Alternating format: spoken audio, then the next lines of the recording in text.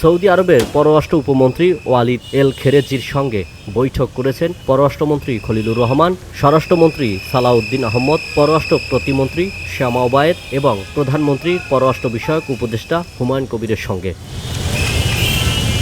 মঙ্গলবার সকাল 10:30টায় রাষ্ট্রীয় অতিথি ভবন পদ্মা এই বৈঠক অনুষ্ঠিত হয়। এদিকে সন্ধ্যায় প্রবাসী কল্যাণ ও বৈদেশিক কর্মসংস্থান মন্ত্রী আরিফুল হক চৌধুরীর সঙ্গে বৈঠক করবেন এই উপপররাষ্ট্রমন্ত্রী। এরপর রাতেই তিনি ঢাকা ছাড়ার কথা রয়েছে। রাষ্ট্রীয় অতিথি ভবনে বৈঠক শেষে পররাষ্ট্র মন্ত্রণালয় সাংবাদিকদের সঙ্গে ব্রিফিং করেন পররাষ্ট্র প্রতিমন্ত্রী শ্যামা ওবায়েদ। এ সময় তিনি বলেন, সৌদি আরবে প্রধানমন্ত্রী তারেক রহমানকে সফরের আমন্ত্রণ জানিয়েছেন এবং বাংলাদেশের নির্বাচিত সরকারের প্রতি তারা আস্থা প্রকাশ করেছেন।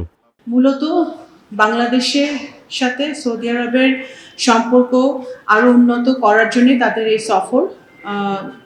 বাংলাদেশে একটি গণতান্ত্রিক নির্বাচনের পরে বাংলাদেশে মাননীয় প্রধানমন্ত্রী জনাব তারেক রহমানের নেতৃত্বে যে সরকারটি এখন প্রতিষ্ঠিত, সেই সরকারের উপরে সৌদি সরকারের সম্পূর্ণ আস্থা ওনারা ব্যক্ত করেছেন।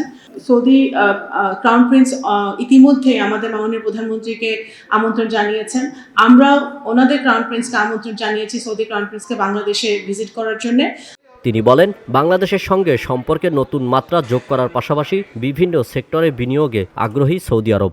আইটি, আর্টিফিশিয়াল ইন্টেলিজেন্স, এই ধরনের বিভিন্ন সেক্টরে তাদের যে দক্ষতা আছে সেই দক্ষতা কাজে লাগিয়ে সৌদি সরকার এখানে বাংলাদেশে ইনভেস্ট করতে আগ্রহী, সেটা নিয়ে আলোচনা হয়েছে। বাংলাদেশের বহু নাগরিক সৌদি আরবে থাকে, আরও বেশি দক্ষ শ্রমিক, স্কিলড লেবার নেওয়ার জন্য তারা আগ্রহ প্রকাশ করেছে, সেটা নিয়েও কথা হয়েছে।